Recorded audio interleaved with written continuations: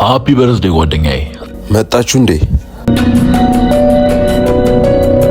የኔ ፍቅር ወይ ማሪ ጀመራችኋ ደግሞ። በቃ እኔ ማስቀናት አይሰለቻችሁም?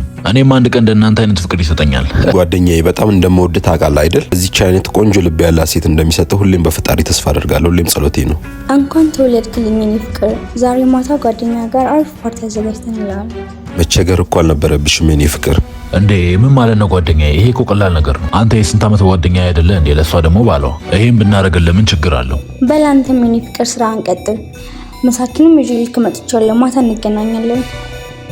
አሁን ዝናቡ እየመጣ ስለሆነ ወደ ቤት ግቡ እሺ? በኋላ እንገናኛለን። በል በቃ እሺ፣ አንተ ምሳህን ብላ። ማታ ኢንጆይ እናደርጋለን።